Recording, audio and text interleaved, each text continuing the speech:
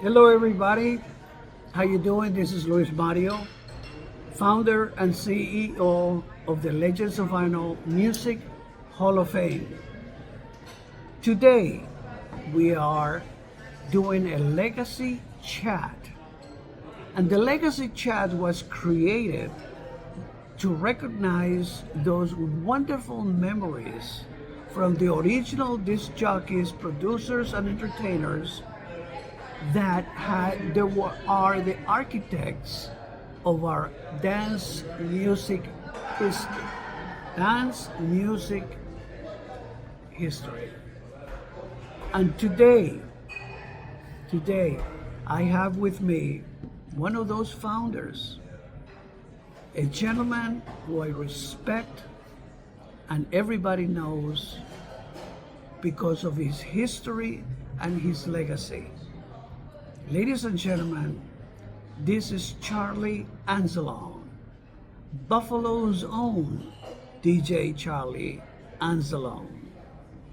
Charlie, how are you, my friend? Good to see you here. Good to see you. Here in the desert now. Yes, we are in the desert. We are in. We're in the air conditioning right now. Exactly right. It's 100 and whatever degrees Like outside. 107 degrees. Yeah, exactly right. But we are fine, and I'd like to welcome you, Charlie. This is an honor for all of us to have the opportunity for me to have a few minutes and go back into the days that Charlie was beginning to bring his talent to us and to the world. And I had hair like John Travolta back. He had, oh my God, look at that. Now we're clean. Now he's all clean and shaved and all of that. But guess what, guys? I've been doing this for a long time with the Legacy Chat, and I had the opportunity to interview, and I'm not an interviewer by any means.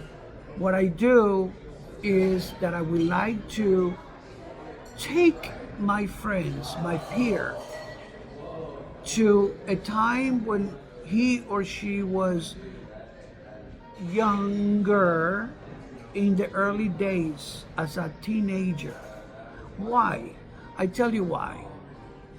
Because in those days we were absorbing so much, and we were learning from all of these other people, from the artists, and because back in the late 60s, the music was so powerful. Wonderful. The messages were there. And we are the pioneers. We are the people who actually decided to bring that to the audience. And Charlie was one of those people. So to make a long story short, what I like to do is I would like to ask Charlie to give us his memories as a young teenager. And Charlie, what I'd like to ask you is because we all, back when we were 9, 10 years old, we were buying records. Yes, we were buying records in the 50s, in the 60s, we were buying records, everybody. So everybody who says, oh yeah, I was a DJ when I was 10 years old. Really? No. I'm talking about being a DJ, a professional disc jockey. Hey, disc jockey, or even before that when you were starting as a disc jockey. Okay? That's what it matters. That's when you become a pioneer. Okay? So in this case, but when we were 12, 14 years old, we have a mentor. We started listening. In my case, I was listening to Cousin Brucey on WABC. I was listening to that with my little transistor radio with one little headphone right here, and I was walking the streets in the village in Manhattan or whatever, and I was listening to this guy bringing the music that was so incredible, the variety of music that was going on. The rock and roll, my first love, rock and roll, all of them. We all relate to that. Motown, all of the music that was being introduced to us, we were like sponges absorbing all of that, right? Oh, yeah. But then all of a sudden there were the discotheques, the clubs, the underground clubs Playing that you records. playing records. And in those years, I would, there was only one turntable. This is when the DJ was playing with a band, and the band was playing, and then the DJ would take over with one turntable. Trust me when I tell you. And he'd talk between records. He'd say something on the mic and put the record and put the Yeah, needle on. exactly right. So check this out. There's always but we had a mentor. We all had a mentor. In my case, like I always say, I give the respect to Francis Grasso, who was my friend, and I would forever owe him so much. Gave me my first playlist, and I continued to do that. He was the guy, yeah. Then was David Mancuso, Steve D'Acquisto, Michael Capello. There were a lot of Italians in there, and a lot of Puerto Ricans in there as well. But guess what? Charlie, do me a favor. Please take me back, or take us all back, to when you were young, as maybe 18 years old. What were you doing back in those days? What were you listening to? I was listening to rock, of course, Led Zeppelin, early Jethro Tull, and stuff like that. But I was listening to a lot of soul music. Because when I was younger, my sister used to buy Wilson Pickett records. And I still have the album, The Wicked Pickett. Wicked that she Pickett. bought. I still own that record that she had. Engine number 9. And when I was very young, we used to listen to WKBW. It was a 50,000 watt station out of Buffalo, New York, and Joey Reynolds was the big DJ there. And we used to play around with my dad's Bell and Howell tape recorder, and my sister would turn on the radio, and I would sing along to the songs. And I've had that reel-to-reel tape playing around with my dad's old Bell and Howell tape recorder of me singing along to Rockin' Robin while it was playing on WKBW. I had all that stuff transferred digitally now. I used to listen to all those because that's what you had a lot of R&B music Right. went over into pop radio, Right. so I could hear a lot of that stuff. Yeah. And then when I turned 18, you got to remember, you know, New York State, the drinking age was 18 years old. And it was one of the few states in America where the liquor license, where you could drink at 18 years old. Other states, you had to be 21. And so what happens, you could go from your senior prom to the discotheque after, at 18 years old. And we would go to the clubs where they played records. Uncle Sam's was the big club in like 1971. And Pat Lyons was the manager slash DJ, and they had a live drummer playing to the songs. And Pat Lyons eventually, when American Events sold their clubs, they owned the Uncle Sam's chain. He took over the Uncle Sam's in Boston, opened up on Lansdowne Street, and he became the king of Boston. He's got like 30-something restaurants and bars and clubs now, Pat Lyons, the Lyons Group. And he had Avalon in Boston, all the big clubs on Lansdowne. And there was another club called Mulligan's that Marty Angelo was involved in. Marty Angelo was managing the Grassroots. He was a road manager. He had another band called The Raven, who he used to book at the Scene in New York City. And that's where he saw a DJ playing records between the band breaks. It's like 1969 or whatever. So we went back to Buffalo to a bar owner he knew, told him, turn off the friggin' jukebox. I'm gonna play records. Maybe you're gonna play records. Are you crazy? So he brought in, excuse me, two turntables and a little homemade mixer and set it up in the kitchen where the opening was, where they used to give the food to the waiters. You know, he'd be back there DJing in a little shot and booze bar, in downtown Buffalo called Mulligan's Brick Bar, and the people went crazy. And that's when the first sound system was put in Buffalo, New York. And it's true about that. I'm sorry to interrupt you, but remember one thing that is still to this day: the bands used to take a break, right? And people start to leave. Right, and the DJ never took a break.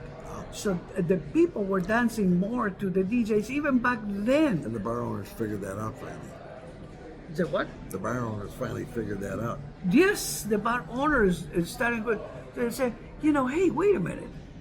I mean, the people are dancing more to these people, to the DJ, and the bar and the band will take a break for 20 minutes, and in those 20 minutes, people were, dancing more. And the DJ would make $25 to get his drinks for free. True that. That was the perk. But everything for free, not just the drink, but everything else, But Charlie, and in those days, we had so much to really kind of capture the time with the war, what's going on. There was so much going on back in the late 60s with the Vietnam War and so much. And we had the music was so important because of I call them the poets.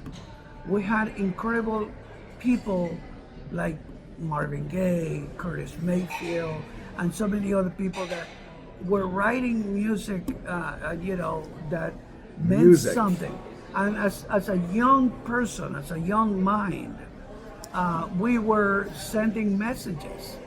They were teaching us indirectly that, we were dancing to it. It's like, I always tell people, we were playing even gospel music. Yeah. Gospel music. And guess what? Why? Because it was danceable, but at the same time, it had a message. And we were sending those messages out there. And back then, when I was like 18, 19 years old and stuff, Drink a little discos bars started to put sound systems in. Yeah. A lot of the white people used to go to Jefferson Avenue, which predominantly black section of the east side of Buffalo. They had great food, by the way. But we went to a place called the Royal Arms. George Benson would be playing there. A lot of these R&B groups, when they were sort of starting out, we used to go there to listen to the jazz and the blues and stuff like that. And the white people got turned on. WBLK, that was owned by the Hound, George Hound Dog Lorenz. WBLK was a major R&B station nationally out of Buffalo. And it had a bigger white audience, a black audience, because obviously there were white people in the city. But white people got turned on to R&B music listening to WBLK and WUFO, and that was the AM station. And WUFO in Buffalo, you know who got his start there? The chief rocker. Who was that? Frankie. Oh, Frankie. He got his start. Frogger. He got his start at WUFO AM radio in Buffalo. Buffalo. Yeah. Then went WBLS. Then he went to New York City. Yeah, and WBLS became huge. And one of the things about he was forever will be my respect, and all of us will respect him, because he broke the grounds. He actually where every radio DJ of, they call themselves DJs when they were talking in the middle of a song. How annoying was that? But they were not the programmers. Yeah. Frankie came in and programmed his own show, and then he started going to the clubs, and he started listening to the nightclub DJs, and we were playing the 12 inches, we were playing the long versions, and then he started doing the same thing on WBLS. And and at 4 o'clock, WBLS, Frankie, at 4 o'clock, everybody will tune into that show every day. KTU 92. KTU 92, and that's another story. Who was the program director? He was from Buffalo too. Michael Ellis? Okay. Was it Ellis, Michael Ellis? I don't remember who he was, but he was a Buffalo native. That's another story that I always tell about it. But Let me ask you, Charlie, who was that mentor who actually woke you up and said, "That's what I want to do"? That's what really turned me on. Who was that? I used to go to a bar called Brunner's back in 1973. Wednesday night, it was the biggest night in the city, oldies night. They played doo-wop, R&B, rock, pop, and there was 3 or 4 splits of Rolling Rock for $1. Wow. And the place was packed on Wednesday night. They had 2 guys named Buddy Ralabate and Tommy Shear, used to play the records, with the one turntable, and it was like a BSR turntable. They Yeah. put a record on and say, ba ba ba ba ba, put the needle on. So I thought it was really cool. So I would get there early on Wednesday night and help them carry their records in. I was like their groupie. They had the 45s and a little 45 carrier. Yeah, with you the handle. remember that, yeah. And I used to help them carry their records in. And I used to just stand next to the sound booth all night. The place is jam-packed, this little bar outside of Buffalo, and drinking cheap bottles of Rolling Rock, the little splits of Rolling Rock. And one night, Tommy goes, "You want to play a record?" I was like, "Sure." He goes, "I'm going to go to the bar, get some beers, go to the bathroom, whatever." Oh boy, I get to play a record. And here's a couple of records. The first record, he goes, "Now, you only got the one turntable. You got to put a record on, say something, and you don't want any dead quiet and dead before you put the record on." Exactly. So I got the record, "Help Me Round Up" by the Beach Boys. I put it on, it was playing, and there was another record playing. Then he gave me, "Play this one next." It was "Help Me Round Up" by the Beach Boys. There's the mic switch. I gotta say something between the record. So the record was ending. I turned on the mic, took off the record, put it, and I choked. I couldn't say. I couldn't say anything. I was like, "Shit, put the needle on." And you didn't cue it up. You just put the needle on. Hurry up, start the record. I pushed the button and started the record. That's because the microphone is the worst enemy The worst enemy. for a club DJ. 2 things people fear most are death and public speaking. I gotta tell you the truth. And that was, I was like, shit. I was so embarrassed. I'm like sure that. every DJ remembers one thing when you saw the manager of the club come to you and say, "You have to make an announcement. Yeah. There is a car double park outside with license plate." With da, the- da, da, da. yeah, you left And the I looked lights at the on guy or and said, something, "I don't yeah. want to do that. Come on, can you do it?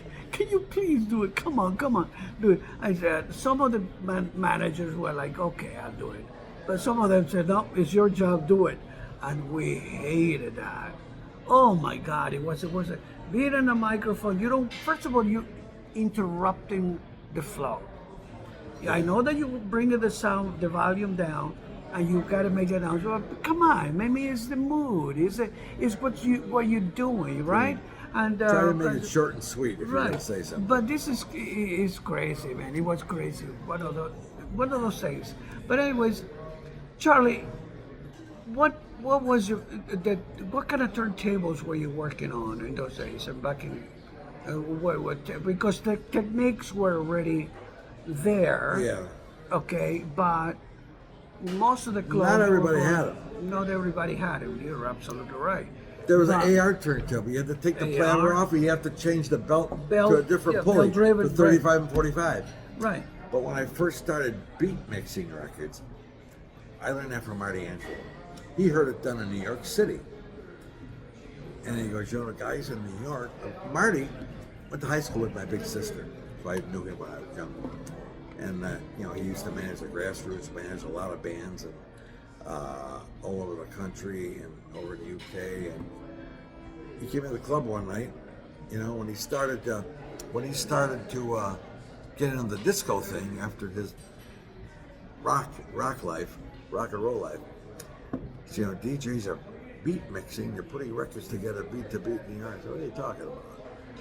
Well, you put the 2 records together so people can dance continuously from song to song without tripping over themselves. Because up until then, nobody in Buffalo was beat mixing records. Most of the guys, a lot of them were radio DJs. So they would just talk between the record. In a discotheque, they'd be packed. People would sort of have to stop and catch up to the record. So he taught me the basics. And I used to go to this little bar that I got my first residency at. And while they were cleaning up the place from the night before, I used to go there and practice on Philips belt-driven turntables. It's like, how am I gonna do this? So I figured out, what if I put a piece of wax paper on the turntable? And there wasn't 12 inches at the time. There was albums in 45. Correct. Or I got a 45 slug and glued it to a shitty album I didn't want, so I could put it on there and sort of move. But it was still, the Philips turntable, the Belgium would wobble like this, you know? And some bars used those turntables so you wouldn't get feedback from the speakers that were near the DJ booth. Right.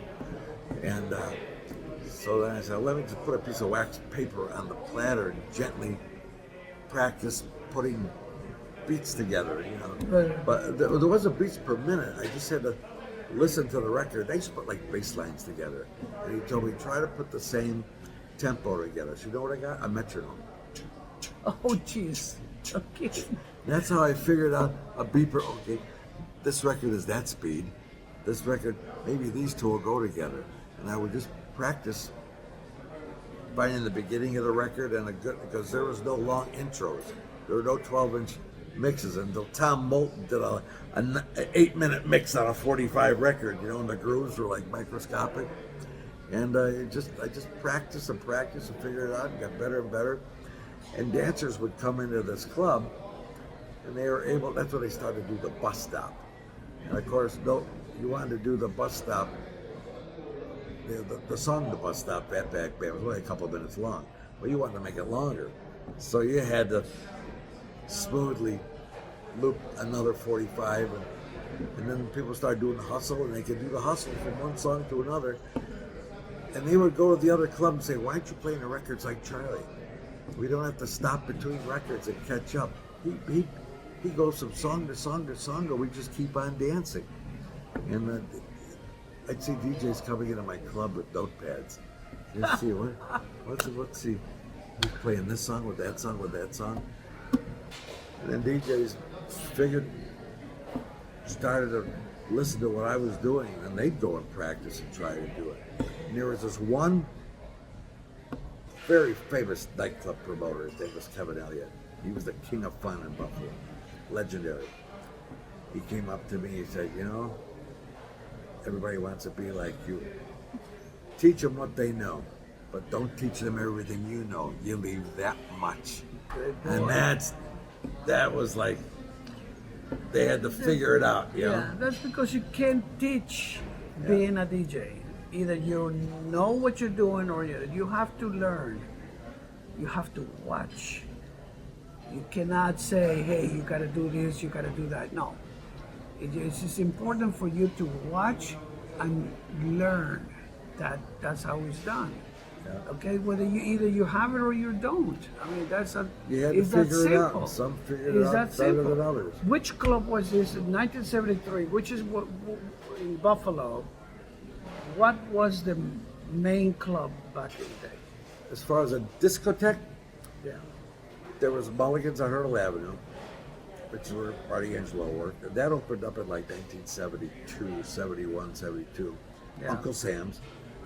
But the pure disco was a small place that eventually, a couple years later, tripled in size. That's where I really made my mark. It was called Fridays and Saturdays. And that was the first real soul, real disco music, no rock, no, you know, it was a discotheque. Well, And I was the first one to go in there and beat mix records. And the club owners were like, yeah. man, what are you doing? Surprise. And at the time, I just got an IDRC. And before I got in the IDRC, Marty Angelo helped me get in that with Eddie Rivera, let me join the IDRC. And he said, write letters to record companies, call them, tell them you'll promote their records, and they'll send you free promo copies of records. And so I did that. And Denise Lynn Chapman started sending me records. Ron Coles at Atlantic. Izzy Sanchez and Curtis are being at Roy B. and Harvey C. at Roulette Records. Billy Smith at London, Rusty Gardner at Capitol. They all started sending me records. Mark Paul Simon and them at Casablanca. That was everybody's VIP list. Yeah. But one of the first, and I used to get promos from Transcontinental Records because they handled all the labels. Well, I went down to Florida back there in 1975, and Letty Silver said, "Why don't you go see my friend Henry Stone? It's TK Records." "Oh, okay, what's TK Records?" So I went down there. It was at Northeast 10th Court in Hialeah, Florida. Well, yes, Hialeah. TK Records, right?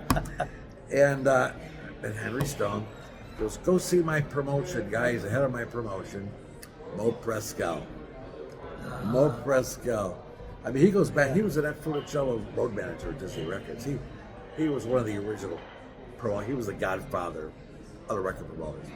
So I went into his office, and who was sitting in his office was Bo Crane. I met Bo. Crane. I met Bo that day. Now, Mo Prescal was an old guy back then, and he had his gravelly voice. He said, "God, take this record back to Buffalo. It's a bitch." And it's not sent out the radio, and I still got that record. It was "Get Down Tonight" by KC and the Sunshine Band. Oh, this is brand new. It's like the new thing. Sure. And Mo used to call me every month up until almost he died. He lived to be only 89, 90 years old. He used to call me up. "Johnny, it's your godfather, Mo." He just wanted to talk to people. He knows everybody. He goes, "I outlived every every radio program director that busted my balls." He goes, "I'm still here." Yeah, man. He was a powerful record promoter. Yeah. The funny thing he told me, he was at the Beverly Hills Hotel once, and Richard Harris came up to him and said, "Mo, you're promoting my record on ABC, MacArthur Park. I got the #1 record in the world. I haven't gotten paid." Mo told him, "Don't feel bad. I ain't got paid either." I mean, that's how it was back then. And then Ray Caviano came into the picture. Then he said, he told me, Mo said, "Hook up on that guy in New York. His name was Ray Caviano." Right. And who worked with Ray Caviano was Bobby Shaw. Bobby Shaw. Who went to the University of Buffalo, by the way. What, really? You did? Oh, yeah. Oh, wow. I didn't know that. Oh, yeah. I didn't know that. He went to UB. They had Bobby Shaw. Great guy. You know, so, no, I'm kidding. You know, Good. He's a super guy. He's a great guy. Beautiful really. guy. And Everybody Caviano. likes Bobby Shaw. And I used to talk to Ray on a regular basis. Yeah. And all them guys. And Yeah. then, No, he's still around, right? Yeah, You know, yeah. 2025, and he's still around. He's still doing his thing. I was found myself going to he was a brilliant guy. He to a party He could with smell it. Jellybean Benitez, and he's standing right next to me. I didn't even know. It's so dark. I didn't know. I'm standing right there. Bobby Shaw is standing right there, and he's looking at me. He's a lot taller. He's looking at me, and I'm looking at him. All of a sudden, I looked at the guy, and he's smiling at me. Oh my God! Ray. His twin brother worked for Norby Walters. He managed road band for Great Jones, the T Connection. He had a lot. Right, a lot of history. groups. Yeah, sure. But you know, the 70s were so important. The creation of the Philadelphia music, Philly, you know, The orchestration. the Philly sound, MFSB, and the sound of Philadelphia was introduced specifically at that time that you were talking about. And Earl Young, the four on the floor drum Four on the beat he floor, created. and I call him the heartbeat of the sound of Philadelphia. And I always give him credit, and I don't know if you agree with me or not, but I give Earl and the Tramps the credit of being the first disco, because at the end of 1972, 1973, Philly started to come in there, and there was a song called "Sing with the Strength of My Heart." The by legendary Tramps. Zing album. Okay, Was exactly. it? Yeah. And it was a song that was created back in the 30s or 40s by Judy Garland. And the Tramps took that song and transformed that song. And it has even a doo-wop kind of a feeling in the doo-wop, you know, and Oh, it That's- sounds like Hold Back the Night and all that stuff. it just gives the disco beat, and that was the song that just kind of explode everything. And I give that credit Earl to Young. Earl, Absolutely. because when I respect Earl immensely, and 85 years old right now, and God bless him, he's still performing, Still and performing. a good friend. Earl Young's great. And so we have to give him credit for that, and we have to put that on the record. DJs like us, back in the day, that song was the essential record That set the bar. as a disco creation. Okay, That and set the everything bar, else, it sure double did. exposure with the 10% and all of that came out right after, right immediately. Everything was kind of, Walter Givens was involved in that. Son, God rest his soul. Everybody loved Walter, and but The Rock Your Baby in '74 George McRae, raised it to a whole new correct. level. But there were, KC and the Social Band and all of that. It was TK Records who actually was pushing that. Philadelphia, TK Records, and all of that kind of stuff. It was bouncing back. But tell me something that kind of put you in a spot, something, because we are here to talk about the good, the bad, and the ugly. In those days, we worked, as you well know, for the mob. We as clear as that. Okay, the guys who were at control of the nightclubs were the good boys, And the some of guys- the record labels. and some of the record labels. Yeah. But we worked for the guys that really established the nightclubs, and we needed to know how to work for them, because they were very strict. There were people that they didn't really accept, crazy stuff. Okay, we really needed to do what we were hired to do. And we needed to do the wave, so to speak, through the night. There were a lot of DJs that they would say, "Oh man, I can keep that dance floor packed all night long." Guess what? Those were the first guys that were going out because the bar didn't make any You money. had to rotate the You dance follow floor. what I'm saying? Yeah. So you needed to know how to get the people out of the dance floor, not all of the people, a percentage of people to the bar, and the dance floor kept on going. Yeah. And then you will do that. It was a system that we needed to know how to do. I had a club owner. You'll love this story. Yeah. We had the most sophisticated dancers of Fridays and Saturdays doing the hustle, the salsa, and all that. And the club owner, Ron Politi, his nickname was Pudgy. I used to love when I used to get new promotional record to play. I worked at this club. Ron Polini was the club owner. His nickname was Pudgy. And he used to say, you got all these fantastic dancers like Saturday Night Fever on the dance floor. He goes, can you play something for the arm throwers and leg kickers? The people who couldn't dance too good, So I would put on like Brick House or something like that. And the people who are doing the hustle and all that would go get their drinks. And I'd even play a slow song, the Manhattans or something, or Yeah.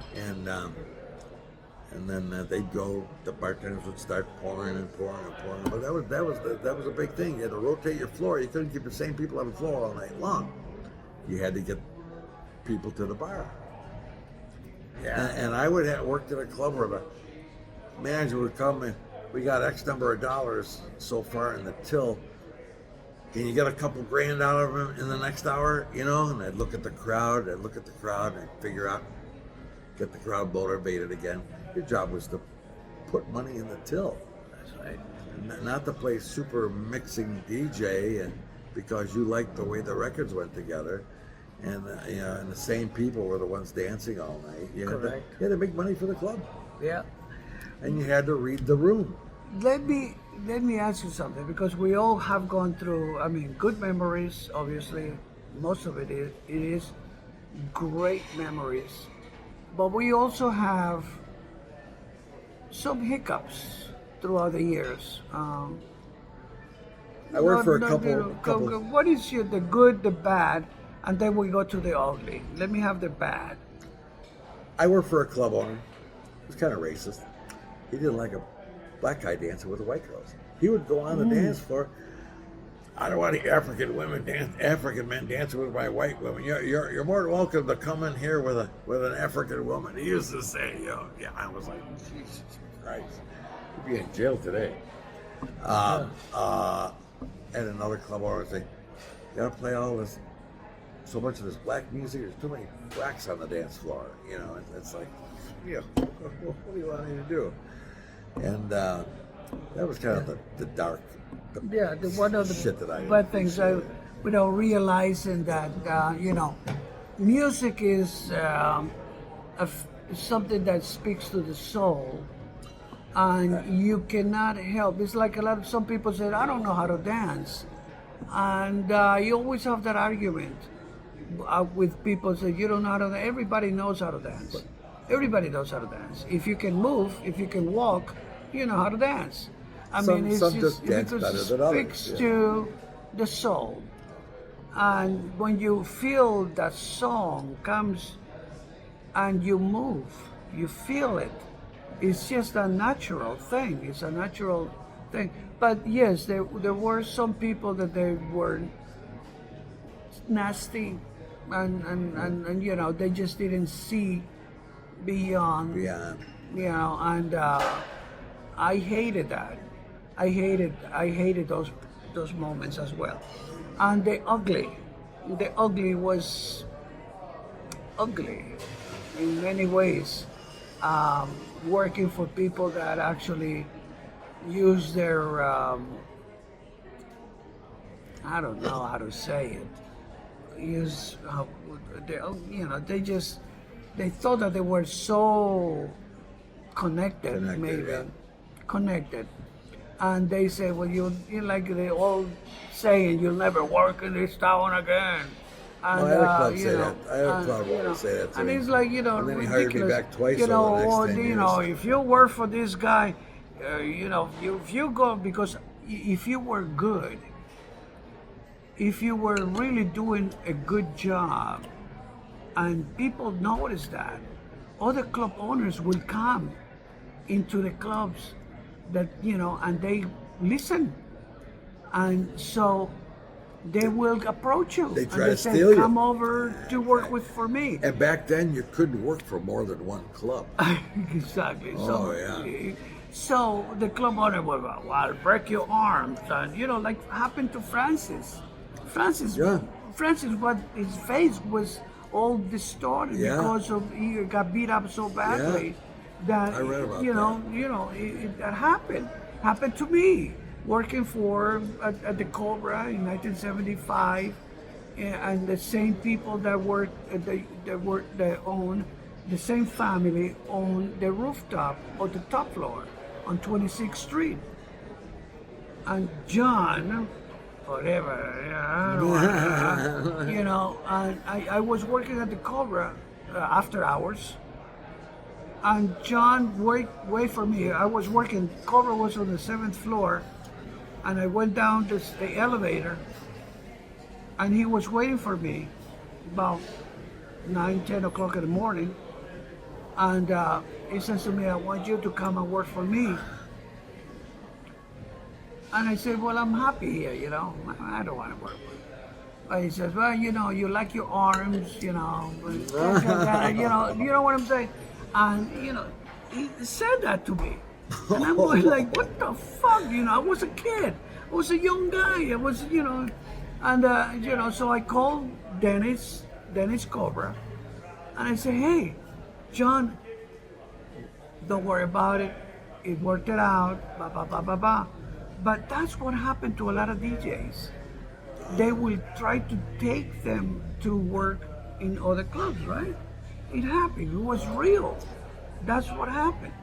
So, but that was the bad, really. That was the ugly as well. What record pool were you involved in Buffalo? The first record pool I was in was IDRC. Okay. And a couple years later, I was still on the mailing list of record labels. Me and Marty Angelo co-founded the Buffalo Record Pool. Buffalo New York DJ Association, it was called. And that was in, I want to say 78, 79. Late. Yeah. Take Your Time by the SOS Band was a big record we helped break nationally. And yeah, it was a pretty successful record, but we had DJs in Buffalo and from Niagara Falls. And that worked all at the prominent club, black, white, gay, straight, Latino, you name it. Yeah. We broke a lot of records. One of our DJs, Patrick Cray, when we got Kraftwerk numbers, Right. as soon as the record pool got it, he did a big thing on Juneteenth Day in Martin Luther King Park. And he put on numbers by Kraftwerk, and the place just exploded. And the people from WBLK Radio, well, what the hell is this song? People are calling a radio station wanting to hear this record. One of your guys are playing. What are you doing to us here? You guys said, well, we got it first. And the same thing happened with Planet Rock. Tommy Silverman sent me a copy. I put it on at home. And I was doing a mix show at WBLK called The Sound of the Streets at the time. And I said, oh my God, listen to this record. I ran down to WBLK and I said, this is the future. You gotta hear this record. And the program director, Lee Zimmerman, he said, well, let's go bring it up to the studio and put it on. And Ron Atkins, I think, was one of the DJs at the time. And Lee Zimmerman said, put this record on. He goes, well, it's not on our playlist. He goes, I don't care, I'm the program director. Put this record on. And the phones rang off the hook. And I ran up to see Mickey Turntable, who had a hot sheet called Behind the Scenes. She was the radio record Bible. She was so informed. Record executives would call Mickey Turntable on Friday and ask her if they were going to have a job on Monday. That's how connected she was. And she was involved with WBLK also. And I would report it to her. And I told Tom Silverman, I called, I just got this on WBLK. What do you mean? We haven't even set it out the radio yet. I said, are you kidding me? I said, Jan, I reported to Mickey Turntable. You reported it to Mickey Turntable? That'd be like reporting it to God. And you're going to get a gold record if this record goes gold. Of course I never got one. Tommy, I love you, buddy. Yeah, but you owe him a gold record. You sold your shit for $100 million. You can afford to make me a gold record before I die. Easy. But Tommy, it's a good guy. Good guy. You know, good guy. Well respected. He saw the future too. Yeah. He Brilliant. He's a Legend of Vinyl honoree. So, you know, remember the first new music seminar after the Billboard Disco Convention stuff? Like a couple hundred people showed up. And then after that, it exploded, the new music seminar. Those were incredible times. That was all Tommy Silverman. Incredible times. The Billboard conventions were magnificent in every way, shape, every or big form. group played. You'd see the Everybody. Tramps, you'd see Silver Convention, you'd see the parties original Village from people. everybody. Every club there was a different party. I went to the 12 West. That's what I heard. Who was it? Jim Burgess. Jim Burgess, Jimmy Stewart, Jim Burgess Robbie Leslie, Tom Savarese. Tom Savarese, who I still think that he's one of the best, obviously, and I had so many wonderful times with Tom Savarese. He lives in Arizona now. He's been living in Arizona for a long time. Yeah. You know, he's still like very grumpy and everything, but I did the first world's largest disco. Bobby DJ Gadadaro played with us. Michael Lewis from the Studio One in LA, TJ Thompson, Wally McDonald from Toronto, me and Marty and John Siglia. We all played in between the bands of the very first world's largest disco. John Siglia, one of my favorite people. He came into my club underage. Underage. And when he walked into my club out Fridays and Saturdays, his first time in a disco, I was playing El Coco by Coco Motion. And he goes, when I heard that record, I couldn't believe I never heard a record like that before. And that's what I said, I want to be a DJ and play that kind of stuff. And we've been best friends ever since. Guys, let me tell you I see whenever I go back home to Buffalo. You know, there's so many things that we need to catch up with and talk about. You know, Charlie, we talk about the good, the bad, and the ugly. We talk about a lot of people. What was your legacy is obviously safe and secure with us in the Legends of Vinyl Hall of Fame. The only entity, Legends of Vinyl Music Hall of Fame, the only entity to this day that actually preserves the legacy of all the people who are important in this industry, from the first generation, second generation, and third generation. It was an honor to be inducted in 2019. Are you kidding me? It was phenomenal for us as well, because we have, if a gentleman, a person of his caliber, recognizes that Legends of Vinyl as a Hall of Fame is a worthy entity, he would not be involved in this industry. And I give that much respect for that. That shows to everybody across the board that we are doing something to preserve the legacy of all of us. That's what it's all about. And what I really loved about that night, I got to see the Izzy Sanchez, Curtis Izzy. Urbina, Roy, all these people that used to service me with the records that are still around, still doing it. And I hadn't seen these people in 30-something more years. That was basically the kind of icing on the cake for me as a producer.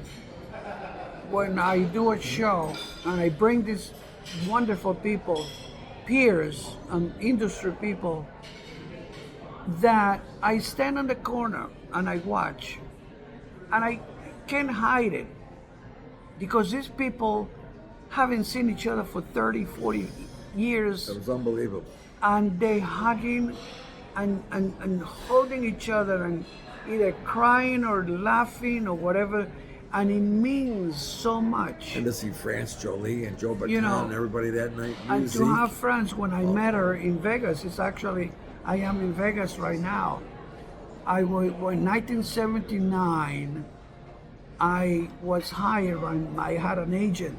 I was the few disc jockeys back in the day who had an agent, a manager, and all of that. And I came back from California, Los Angeles to be exact, in Beverly Hills. I opened a club called Max 151, and I was working for the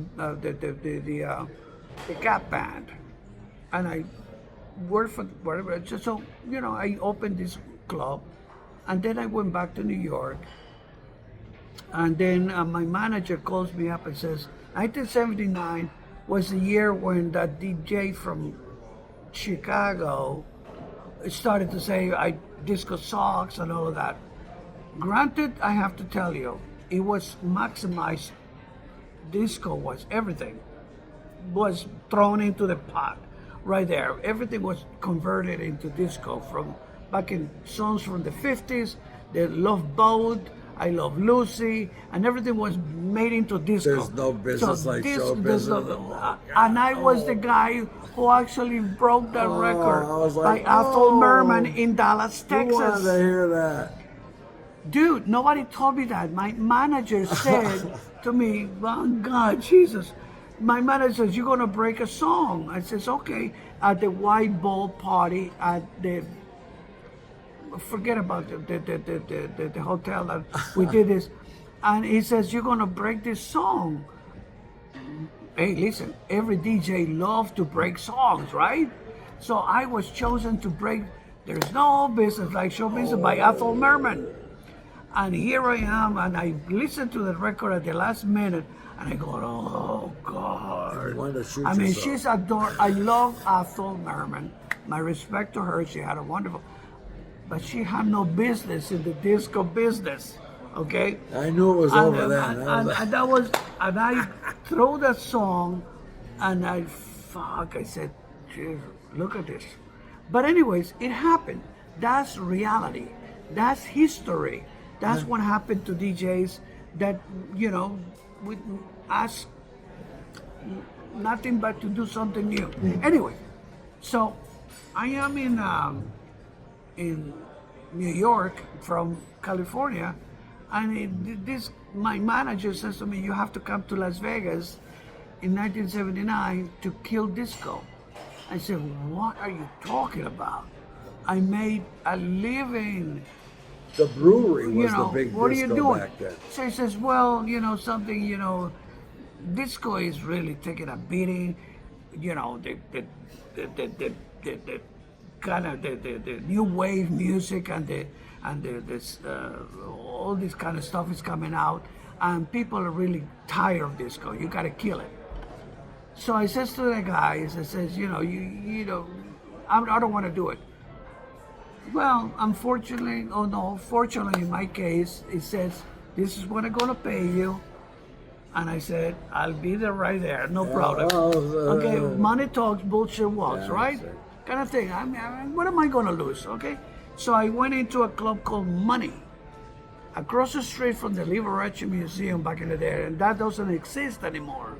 The Liberace Museum now is used by the Michael Jackson family, I think.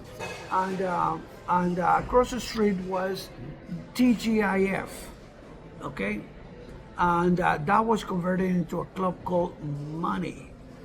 And all of a sudden, the news went out, and Entertainment Tonight, Charlie, picked up the news. And Entertainment Tonight was a big show in television.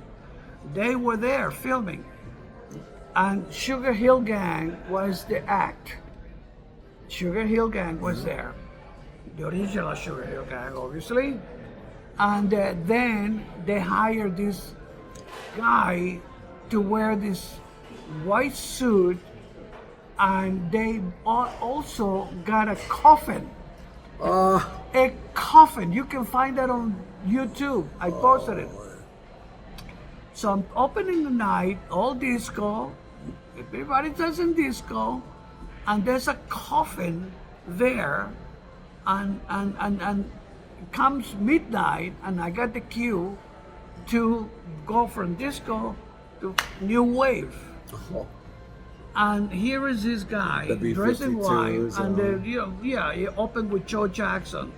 Okay, so I'm the man. Joe Jackson, I'm the man. And all of a sudden, I get a cue, and this guy gets in the coffin.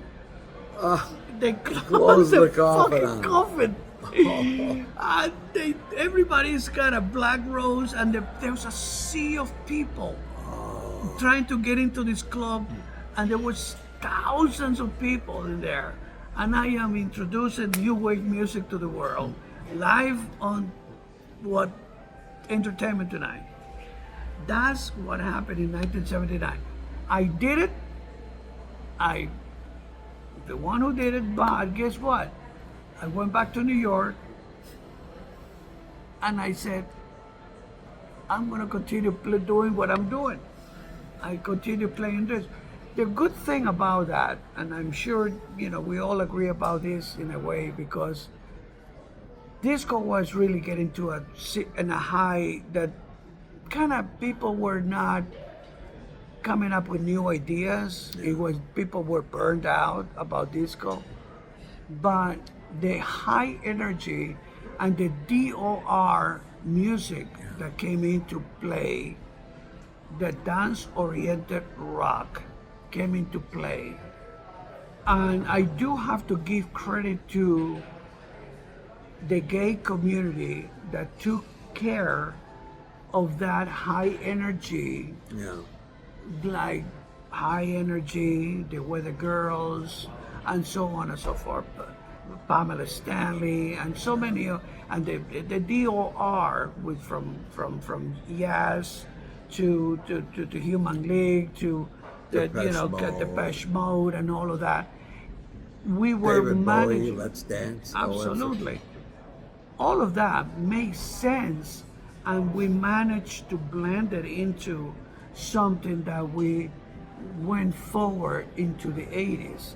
And I think Look at George Benson, Give Me the Night, 1980. Disco went back to its R&B roots. Exactly And right. that's what, when people could relate to it again. Right on. It wasn't about doing the hustle. It wasn't. It was just about funky dance music. Exactly Like right. disco started out as. But there was a little bit of a time when 80 came in, and I happened to land in New York, back in New York, and I was like, what am I going to do? And most of these jockeys were, what are we doing? What are we going to do?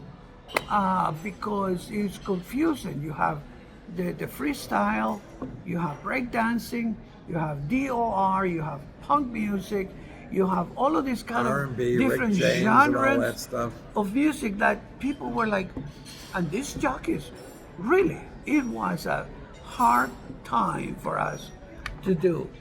But we made it happen. We managed to make people dance.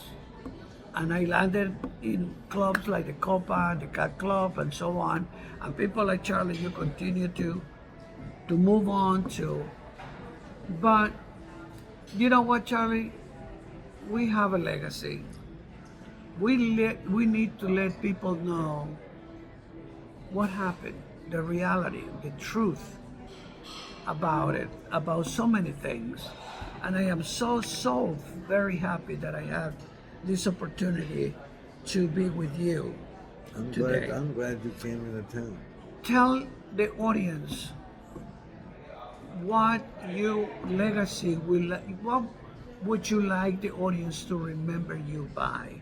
I mean, it's not difficult because obviously he paid his dues. He made a name for himself. He gave the people what that they wanted.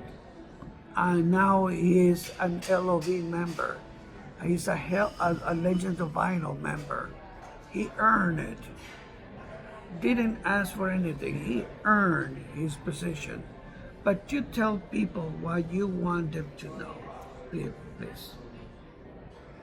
I survived some of the controversial years, the 70s, into the 80s, and into the 90s. You know, in the 70s and 80s, you know, people talk about music and all that, but they talk about the music in the 70s and 80s. But you also got to remember the lifestyle. That's when, like, the white powder got real big in the 80s. And a lot of my peers never made it past that because of excessive lifestyles or whatever. AIDS kicked in.